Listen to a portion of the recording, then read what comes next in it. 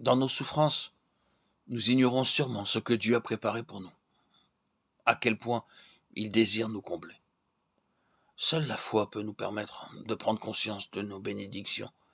Le diable a essayé à maintes reprises d'affaiblir notre conviction. Plutôt que de placer notre confiance en Dieu, nous comptons sur l'homme en toutes choses.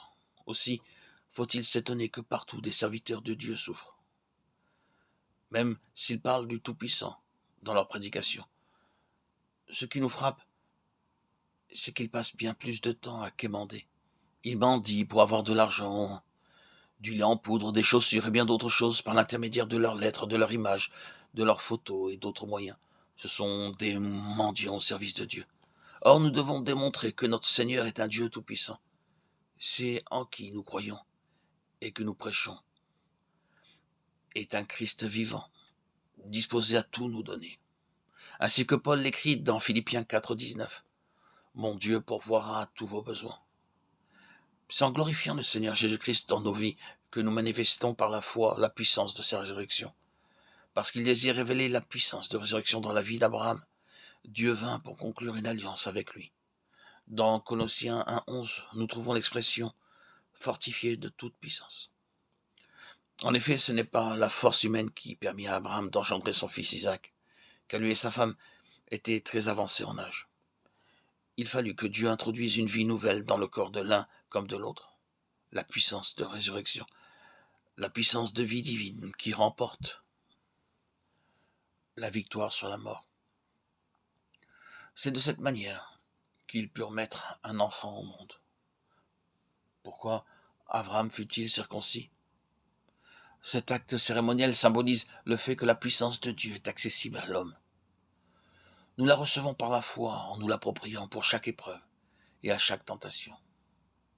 Il peut arriver que des années s'écoulent avant que cette conviction ne naisse en nous. Au départ, nous plaçons notre confiance dans des connaissances bibliques pour parvenir à la victoire.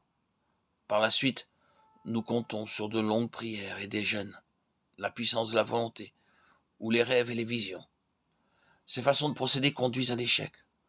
Tout ce que nous avons à dire, c'est « Seigneur, révèle-moi ce secret ». Alors nous comprenons combien nous avons été stupides. Le même Seigneur qui est mort pour nous et qui vient pour vivre en nous peut vous procurer cette puissance. Ainsi donc, Dieu fait appel d'une manière souveraine à toutes sortes de moyens pour nous amener à la foi.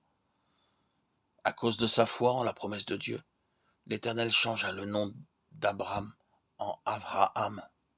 Je te rends père d'une multitude de nations. Genèse 17, 5. Lui et sa femme avaient été mis à l'épreuve, jusqu'à ce qu'ils fussent affranchis de leurs doutes et de leur incrédulité.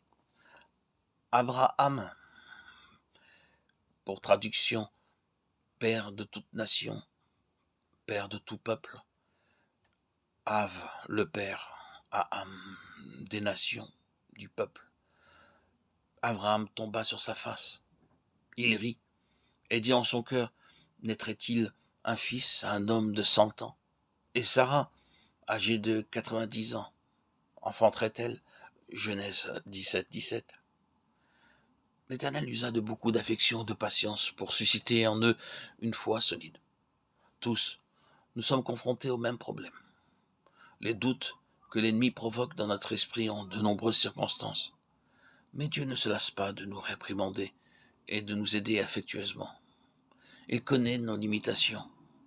Et c'est pourquoi il nous envoie de multiples reprises des messagers pour que nous parvenions à une foi solide pour éliminer nos craintes et nos doutes. Psaume 103, 14, Genèse 17, 17.